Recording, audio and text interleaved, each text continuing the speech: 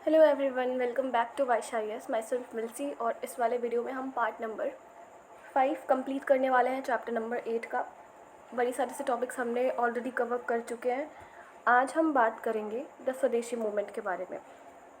आपने पढ़ रखा होगा अबाउट स्वदेशी मूवमेंट। बंगाल में हुआ था ये start in the first decade of 20th century. ठीक है, अभी हम इसके बाद जानेंगे इस टाइम पीरियड पे क्लोथिंग का क्या पैटर्न था, क्यों लोगों ने अवॉइड करा एंड ऑल। ठीक है, जस्ट अ मिनट। ओके, सो यहाँ से स्टार्ट करते हैं। देखो, क्योंकि आपको पता है ब्रिटिशर्स इंडिया में क्यों आए थे। ट्रेड करने आए थे, ऑब्वियस सी बात है। बाद में जाकर के ये टेक्सटाइल में भी इन्वॉल्व होने लगे बहुत सारा सब। मतलब इनका पर्सनल था वो कि हाँ, हमारी इंडस्ट्री है। इंडस्ट्री तो खैर नहीं है, हमारा वर्क है, उसमें आकर के ये इन्वॉल्व हो रहा है। अभी मैं बताऊंगी कैसे इन लोगों ने इन्वॉल्व होना स्टार्ट करा था एक लिमिट से ज़्यादा। आप देखोगे 17th सेंचुरी वाला जो टाइम पीरियड था, उस टाइम पे वर्ल्ड का जो टोटल जो ये मैन्युफैक्चर होता था गुड्स जो कुछ भी है, उसका 1/4 हमारे इंडिया से जाता था। मतलब इंडिया का 1/4 शेयर होता था।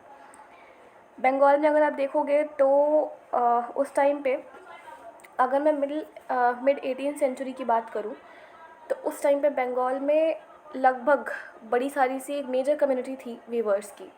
ठीक है, बट हाउएवर जो इंडस्ट्रियल रेवोल्यूशन आया था ब्रिटेन में, जिसने स्पिनिंग को और वीविंग को मैकेनाइज कर दिया था। ठीक है, अब वहाँ पे इंडस्ट्रियल रेवोल्यूशन आया। टॉपिक्स को इंटरकनेक्ट करके पढ़ना, ठीक है। तो उनकी डिमांड बढ़ी, किस चीज़ की वहाँ पे डिमांड बढ़ी? कॉटन की, इंडिगो की, रॉ मटेरियल्स की। बड़ी सारे से रॉ मटेरियल्स थे, जैसे कि कॉटन था, इंडिगो था। अब वहाँ पे इंडिगो होता नहीं था। अगर आपने हमारी क्लास 8 की प्लेलिस्ट देखी होगी तो हमने एक टॉपिक करवाया था इंडिगो रेवोल्यूशन करके। अगर नहीं देखी तो जाकर के देख लेना, अदरवाइज़ कुछ समझ में नहीं आएगा, फालतू में इसको भी देखोगे तो उसको भी स्किप ही कर देना।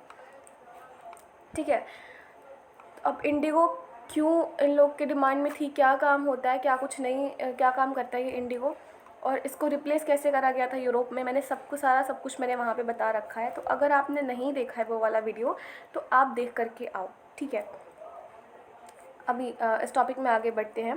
तो डिमांड थी, वहाँ पे डिमांड बढ़ी जैसे जैसे वहाँ पे इंडस्ट्रीज़ ग्रो कर रही थी।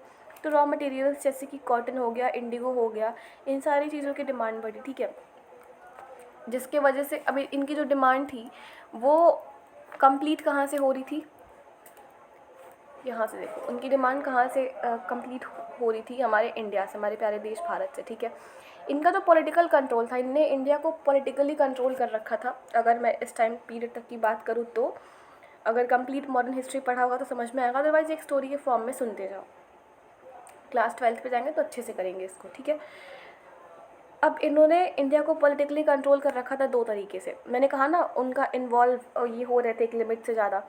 तो अभी हम उस बारे में बात करते हैं। जो इंडियन पीजेंट्स थे उनको ये लोग फोर्स करते थे, क्योंकि क्या फोर्स करते थे ये लोग कि वो इन लोगों के लिए क्रॉप्स, ऐसे क्रॉप्स उगाए जो कि उनके लिए बेनिफिशियल है, जो कि वो यूरोप में लेकर के जा सके, ब्रिटेन में लेकर के जा सके, जैसे कि इंडिगो, ठीक है, कॉटन वगैरह हो गई, ये सारी सी चीज़ें। और आप देखोगे जो पीजेंट्स थे उनको कैसे लालच दिया जाता था, कैसे नहीं, मैंने ये सारा सब कुछ पहले के वीडियोस में बता रखा है, क्लास 8 वाले। तो अगर मॉडर्न इंडियन हिस्ट्री पढ़नी होगी तो क्लास 8 की प्लेलिस्ट देख करके आना, अदरवाइज़ कुछ भी कभी भी समझ में नहीं आएगा। तो यहाँ पे मैं इतने डिटेल में मैं बात नहीं करूँगी, जितना हो पाएगा उतना इस पर्सपेक्टिव से बताने की कोशिश कर रही हूँ। ठीक है, इन लोगों ने फोर्स करा कि आप इंडिगो उगाओ और उसको सस्ते दाम पे बेच दो। अब इन लोगों को बेचना पड़ता था, ठीक है, इनकी भी वो मजबूरी हुआ करती थी। अब जैसे ये लोग सेल करते थे, सारी जो रॉ मटेरियल्स हैं वो ब्रिटेन में जाती थी, वहाँ से गुड्स जो थे, वहाँ से जो कपड़े थे वो मैन्युफैक्चर होकर के इंडिया में आते थे।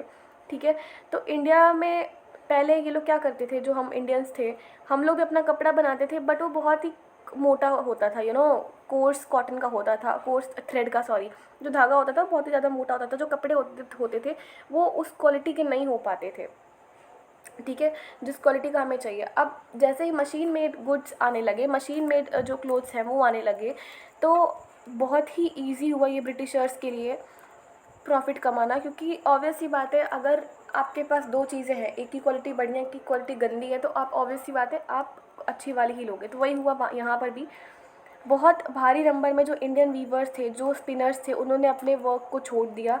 और जैसे कि इम्पोर्टेंट सेंटर्स थे, कहाँ कहाँ पे सेंटर्स थे, मुर्शिदाबाद, ठीक है, मसूलीपट्टनम में थे, सूरत में थे, इन सारे जगह पे इनके ये जो टेक्सटाइल वीविंग सेंटर्स थे, सारे के सारे जगह पे इनने अपना काम छोड़ दिया और सारे के सारे जगह के वहाँ पे इंगेज होने लगे, क्योंकि उनको वहाँ से वर्क ज़्यादा मिल रहा था, ठीक है। वहाँ से अधिक इन लोग को प्रॉफिट हो रहा था, ऐसा इन लोग को स्टार्टिंग में लगा। क्यों लगा, क्यों नहीं लगा, क्लास 8 वाली प्लेलिस्ट एक बार चेक कर लेना। बट फिर भी अगर आप देखोगे by the middle of 20th century बहुत भारी नंबर में जो लोग थे, बहुत बहुत ज़्यादा लोगों ने बॉयकॉट करा ब्रिटिशर्स के बने हुए जितने भी सामान हैं उनको, उनके स्कूल्स को, उनके बुक्स को, उनके स्टाइल्स को, सारी की सारी जो भी चीज़ें हो पाई, जो ब्रिटिशर्स या फिर जो वो लोग क्लोथ बना करके लेके आ रहे हैं लोग, वो सारे के सारे लोगों ने बॉयकॉट करा। बहुत लार्ज नंबर में ऐसे लोगों ने करा। ऐसा क्यों करा, क्यों नहीं करा, अभी मैं बताती हूँ। और इन लोगों ने खादी अडॉप्ट कर लिया, ठीक है। खादी के बने हुए कपड़े वो हमारे इंडियन मेड होते थे, इंडिया में बने हुए होते थे, तो उन लोगों ने वो अडॉप्ट करा। बट फिर भी वो जो खादी से जो कपड़े बनते थे बहुत ही ज़्यादा, मैंने बताया ना कि वो कोर्स होता था, मतलब मोटा होता था, बहुत ही ज़्यादा एक्सपेंसिव होता था और बहुत ही डिफ़िकल्ट होता था उसको कैरी करना। अब ये हुआ कैसे, देखो 1905 में लॉर्ड कर्जन, कहीं के लॉर्ड वॉर्ड नहीं थे, बट हाँ है तो लिखा हुआ है तो बोलना तो पड़ेगा। ये जो कर्जन था, ठीक है, इसने क्या करा, इसने एक प्लान लेकर के आया अपने दिमाग में। क्यों लेकर के आया, क्यों नहीं, पीछे हिस्ट्री है बहुत ज़्यादा, मेरा फेवरेट पार्ट है ये मॉडर्न हिस्ट्री, तो दैट इज़ वाई हम इसको बहुत ही डिटेल में करवा रहे हैं। लॉर्ड कर्जन तो था, उसने ये डिसाइड किया कि वो बंगाल का पार्टीशन करेगा, ठीक है। अब इसने क्या बोला कि बंगाल बहुत बड़ी प्रोविंस हो जा रही है, दैट इज़ वाई हमें इसकी पार्टीशन करने की नीड है। इतना जो बड़ा एरिया प्रोविंस है, वॉट एवर जो भी है, हम उसको डायरेक्टली कंट्रोल नहीं कर पा रहे हैं और हम लोगों का भलाई चाहते हैं। तो अगर हम इसको डिवाइड कर देंगे 2 पार्ट में तो हम इसको अच्छे से एडमिनिस्टर कर पाएंगे। बट रियल रीज़न ये नहीं था। जब पार्टीशन हुआ बंगाल का तो ऑब्वियस सी बात है, रीज़न क्या था, जो अपोजिशन उठ रहे थे ब्रिटिशर्स के अगेंस्ट में, ब्रिटिश रूल के अगेंस्ट में, उसको सप्रेस करना था। दैट इज़ वाई इनने ये जो लॉर्ड कर्जन है, मतलब कर्जन है, इसने डिवाइड करा बंगाल को 2 पार्ट्स में। किन पार्ट्स में करा, अगर पता है तो कमेंट में बता दो, अदरवाइज़ कोई बात नहीं, जाके देखो प्लेलिस्ट वो वाली। तो स्वदेशी मूवमेंट, मतलब उसको जैसे इसने डिवाइड करा, बंगाल में बहुत अच्छे खासे तादाद में लोग सड़कों पर उतरने लगे, गलियों में उतरने लगे, कि कोई भी उसके अगेंस्ट कोई भी उसके फेवर में नहीं था, चाहे वो हिंदू हो बंगाल का या फिर मुस्लिम हो, कोई भी इस पार्टीशन के साथ में नहीं था, फेवर में नहीं था। तो स्वदेशी मूवमेंट अराइज हुआ वहाँ पे, और जो लोग थे उनको ये कहा गया कि आप ब्रिटिशर्स के द्वारा बनी हुई जितनी भी चीज़ें हैं, चाहे वो सामान है, आप उनके थ्रू अपने इंडस्ट्रीज़ स्टार्ट कर रहे हो, मैन्युफैक्चर कर रहे हो गुड्स को, जैसे कि माचिस, मैच बॉक्स हो गया, समझते हो ना, माचिस जिसे जलाई जाती हैं, इतने भी एडवांस कोई नहीं हुआ जो माचिस नहीं समझे, ठीक है। सिगरेट्स वगैरह, ये सारे के सारे प्रोडक्ट आपने जो इंडस्ट्रीज़ में बनाना शुरू करा है, अगर आप ब्रिटिशर्स के फेवर में हो तो आप उसको छोड़ दो। अब ब्रिटिशर्स के जितने भी लोग वहाँ पे स्कूलिंग करते हैं, जिसको ये ब्रिटिशर्स चला रहे हैं, आप उनको छोड़ दो। लॉयर्स अपनी जॉब वगैरह, मतलब जो कोई भी थे, चाहे वो लॉयर्स हो, एडुकेटर हो, टीचर हो, स्कूल में स्टूडेंट्स हो, ठीक है, या फिर स्पेशली ब्रिटिशर्स जिस चीज़ का ट्रेड कर रहे हैं हम इंडिया से, जिसका प्रॉफिट उनको हो रहा है, आप सारी की सारी चीज़ों को बॉयकॉट करो। हमें कुछ भी करने की ज़रूरत नहीं है, हम अपना इंडियन अपना खुद का बनाएंगे सारा सब कुछ। मास प्रोटेस्ट होने लगा और लोगों ने वॉयलेंट हो रखा था, लोगों ने बहुत सारा सा गुस्सा करा, राइट्स भी हुए, दंगे फसाद बहुत ज़्यादा हुए। और दंगे फसाद इन द सेंस कि ऐसा नहीं था कि वहाँ पे हिंदू मुस्लिम अलग अलग है, नहीं, ये ऐसा मूवमेंट था जहाँ पे हिंदू मुस्लिम एक थे और वो भी नहीं चाहते थे कि पार्टीशन हो। तो जो खादी का यूज़ है, वहाँ से हुआ कि हमें खादी से बने हुए कपड़े का यूज़ करना है, उसको एक ना उन लोगों ने सिंबल की तरह लिया कि अगर हम एक कपड़े पहनेंगे तो हम ये दिखा सकते हैं कि हम एंशिएंट टाइम से एक है, हम भी ये कर सकते हैं और हम अलग अलग नहीं हैं, हम डिवाइडेड नहीं हैं, ठीक है। जो वुमेन्स थी, उन्होंने जितने भी उनके बैंगल्स थे, जो शेल्स बैंगल्स थे, जो बैंगल्स वगैरह थे, उन्होंने ग्लास के जो बने थे, जो ग्लास के बने थे, उन सारे के सारे वुमेन्स ने अपने बैंगल्स को फेंक दिया, जस्ट बिकॉज कि वो ब्रिटिश के थ्रू मैन्युफैक्चर हुई थी, ब्रिटिशर्स के थ्रू, ऑब्वियस सी बात है। और उन्होंने उसके जगह पे सिंपल बैंगल्स पहनना स्टार्ट कर दिया जो कि शेल्स से बने हुए थे। और बहुत सारे से सॉन्ग्स, बहुत सारे से पोएम्स कंपोज हुए, क्योंकि इसके फेवर में कोई था नहीं, सब इसके अगेंस्ट में थे, तो वो लोग कुछ कर सकते थे नहीं सिवाय रिवॉल्ट करने के, सिवाय उसके अगेंस्ट में बातें करने के। तो दैट इज़ वाई वो लोग आपस में एकजुट होकर के इसको ख़त्म करने की कोशिश कर रहे थे, बट अनफॉर्चुनेटली, अनलकीली वो लोग कभी ख़त्म नहीं कर पाए। और ऑब्वियसली बात है, हिस्ट्री है, इसके बाद में भी हम पढ़ेंगे इसके बाद। डोंट वरी, ये तो वर्ल्ड हिस्ट्री का बुक चल रहा है, तो यहाँ पे तो नहीं कंप्लीट करेंगे, लेकिन उस टाइम पीरियड पे जो ये लोग चाह रहे थे कि बंगाल का पार्टीशन ना हो, वो उसको रोक नहीं पाए। आगे बढ़ते हैं। अब जब इन लोगों ने ड्रेसेस का बॉयकॉट करा, इससे एक लिमिट से ज़्यादा चेंजेस हुए। क्या चेंजेस हुए? सबसे पहले तो ये ब्रिटेन की इकोनॉमी हाफ हो गई, क्योंकि वो वहाँ से जो चीज़ें यहाँ पे लेके आ रहा था उसको कोई ख़रीद रहा था नहीं, ड्यूटीज़ वगैरह और लगे हुए थे। अच्छा, एक और चीज़, जो ब्रिटिशर्स कपड़े बनाते थे ना, उनको यहाँ के जो इंडियन के जो रिच पीपल हैं, जो अपर कास्ट के लोग हैं, वो लोग ज़्यादा यूज़ करते थे, मतलब वो लोग ज़्यादा उस कपड़े को पहनते थे। क्यों? क्योंकि जो लोअर कास्ट के हैं, लोअर कास्ट तो खैर नहीं बोलना चाहिए, बट हाँ, जो ऐसे जो पूरा सेक्शन ऑफ पीपल हैं जो अफोर्ड नहीं कर सकते हैं नए प्रोडक्ट्स, वो तो अपना खादी ही पहनते थे पहले से ही। ऐसा नहीं था कि पूरी इंडिया, जो पूरा भारत है हमारा, हम लोग उसके पीछे चले गए थे कि नहीं हमें पहनना है तो हमें ब्रिटेन मैन्युफैक्चर्ड क्लोथ्स ही पहनना है, ऐसा कुछ भी नहीं था। जो अपर कास्ट के लोग थे उन्होंने ही पहन रखा था। 15 साल बाद आप देखोगे बहुत सारे से बहुत अपर क्लास के बहुत सारे से मेंबर्स यूरोपियन ड्रेस को बॉयकॉट कर रखे थे, और आफ्टर 15 ईयर्स यू विल कि ये जो अपर क्लास के मेंबर्स हैं वो वापस से यूरोपियन ड्रेस कैरी करने लगे थे। एक्चुअली ये 15 साल आई थिंक ज़्यादा दे दिया है, बिकॉज़ अगर हम हिस्ट्री को देखें तो प्रॉब्लम्स तो हो ही रही थी। तो ये जो अपर क्लास के लोग हैं इन्होंने बॉयकॉट करा, बट बहुत बाद में, मतलब बहुत जल्दी ही जा करके इन लोगों ने फिर से स्विच भी कर लिया कि नहीं, प्रॉब्लम हो रही है इंडियन मैन्युफैक्चर्ड क्लोथ्स पहनने में। अब वही है ना कि एक बार किसी को अगर आप बढ़िया प्रोडक्ट दिखा दो और वो यूज़ कर लेता है, बाद में उसको लो क्वालिटी पसंद नहीं आती है। ठीक है, बहुत सारी सी रैलियाँ वगैरह निकली, और उसके बाद में लोगों को समझ में आया कि हाँ, अब नेशनलिज्म की फीलिंग लोगों में आनी चाहिए। और ये जो बॉयकॉट हुआ था, सॉरी, जो पार्टीशन हुआ था बंगाल का, ये एक मेजर इवेंट माना जाता है लोगों के अंदर नेशनलिज्म की फीलिंग लाने के लिए।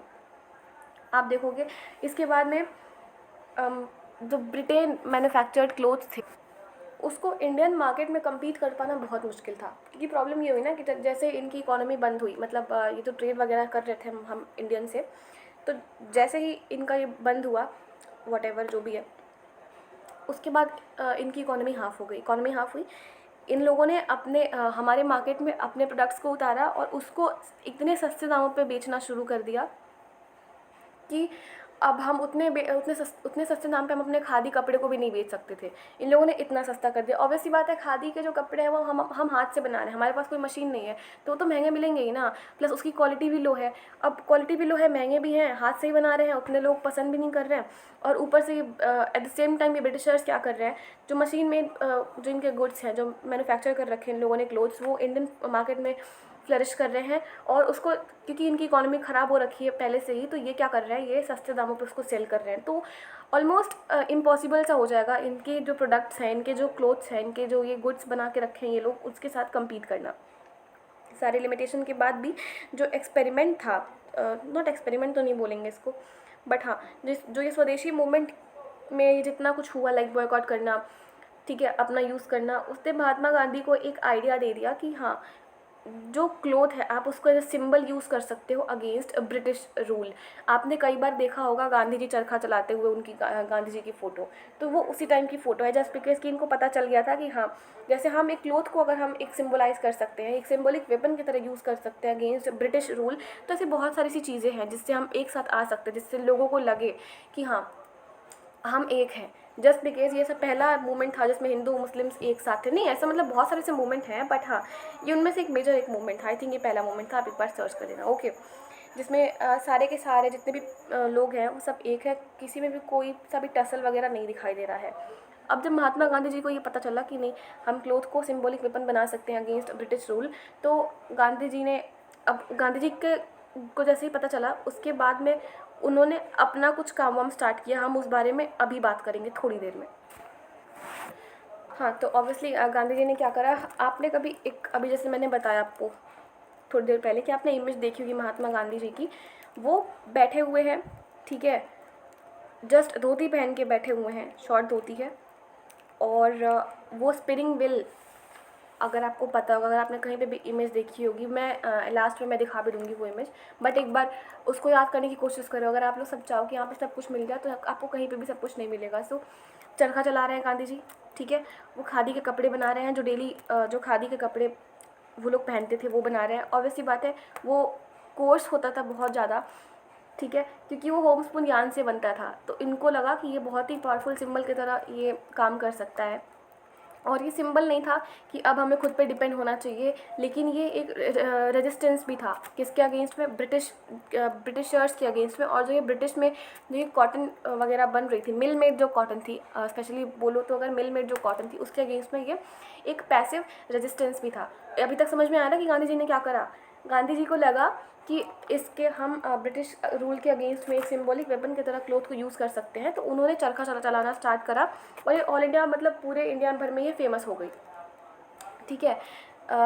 और उनकी जो फ़ोटोज़ अगर आपने देख रखी होगी तो अच्छी बात है, अदरवाइज़ देख लेना।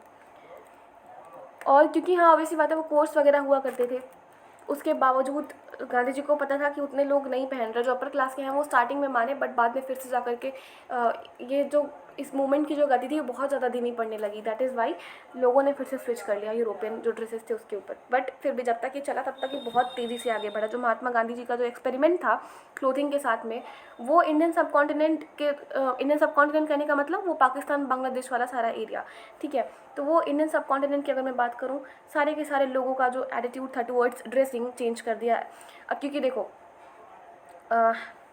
As a boy from Gujarati bania family जो गांधी जी थे, वो शर्ट पहनते थे, ठीक है, विद धोती या फिर पजामा, और कभी कभी वो कोट वगैरह पहन लेते थे। जब वो लंदन जाते हैं स्टडी के लिए लॉ के, ठीक है, मतलब जब वो 19 साल के थे तब वो लंदन गए लॉ के स्टडी के लिए। तो वहाँ पे उनका अलग सा ड्रेस हुआ, like western style of dress हुआ, ठीक है। जब वो यहाँ पे आए तो यहाँ पे भी उन्होंने वेस्टर्न ही पहनना स्टार्ट कर दिया था, लाइक ऊपर वो हैट वगैरह, ठीक है।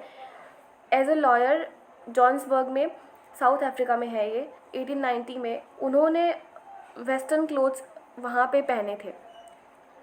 फिर सून ही डिसाइडेड कि जो वो ड्रेसेस हैं जो वो यहाँ पे आकर के पहन रहे हैं वो सही नहीं है, और अगर वो इंडियंस के बीच में रह करके इंडियन ड्रेसअप कैरी नहीं कर सकते हैं तो फिर वो कोई भी उतना इम्पैक्ट नहीं डालेगा हमारे इंडियंस पे। तो Gandhi ji first appeared in lungi and kurta, पहले तो वो इसमें आए लुंगी एंड कुर्ता में, और उन्होंने जो उनका जो हेड था उन्होंने वो भी शेव करवा लिया था।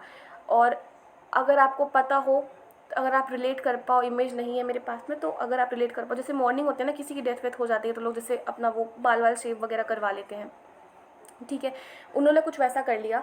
तो फर्स्ट टाइम इन्होंने पहना लुंगी एंड कुर्ता, और अपना जो ये हेड था, जो सिर पे इनके जो बाल थे सारे के सारे इन्होंने कटवा लिए, शेव वगैरह करवा लिए। क्यों? To protest against the shooting of Indian coal miners.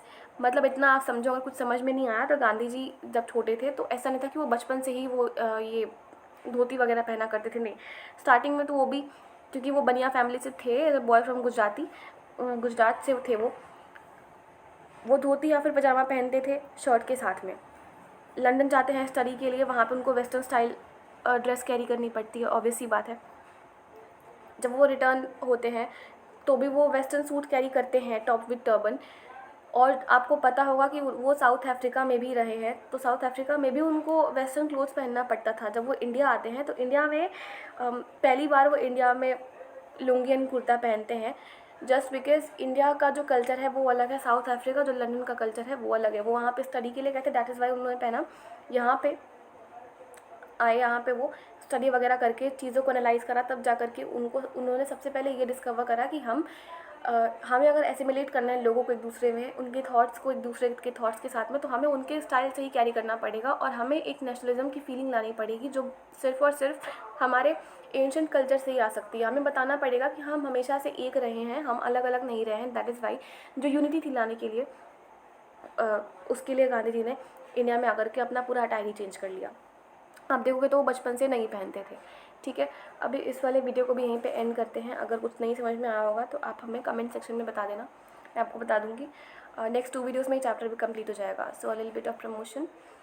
जो भी एस्पिरेंट सीरियस होकर के यूपीएससी की प्रिपरेशन करना चाहते हैं वो यहाँ पे दिए गए व्हाट्सएप नंबर पे हमारे वाइस सर को कॉन्टैक्ट कर सकते हैं। सी नो मैटर वॉट, आप कब से प्रिपेयर कर रहे हो कब से नहीं, आप एक बार सर को कांटेक्ट कर लो, बेनिफिट आपका ही होगा। कोई भी ग्रुप्स वगैरह नहीं बने हैं, कोई भी ग्रुप में या फिर कुछ भी ऐसा नहीं है। सर की पर्सनल मेंटरशिप प्रोवाइड होती है। एग्ज़ाम का लेवल भी बढ़ता जा रहा है। बहुत सारे वाईशाइस के स्टूडेंट्स ने क्लियर करे हैं एग्ज़ाम, यूपीएससी वाला भी एंड इस बार का जो प्रीलिम्स हुआ था वो वाला भी। अगेंस्ट मेंस के भी रिजल्ट शेयर करूँगी, डोंट वरी। और डोंट थिंक कि यहाँ पे मैं किसी का नाम नहीं बताती तो कोई मैं ऐसे ही बोल रही हूँ, नहीं, आप सर को पूछोगे सर खुद ही बता देंगे। और सर के आप इंस्टाग्राम पे भी डीएम कर सकते हो, आप सर को मेल भी कर सकते हो, बट बेटर होगा आप सर को व्हाट्सएप कर लो। और वाईशाइस चैनल को सब्सक्राइब कर दो। अगर ये वीडियो अच्छी लगी हो तो उसको लाइक कर दो। और वीडियो को यहीं पे एंड करते हैं। So thank you very much. Have a great day ahead guys.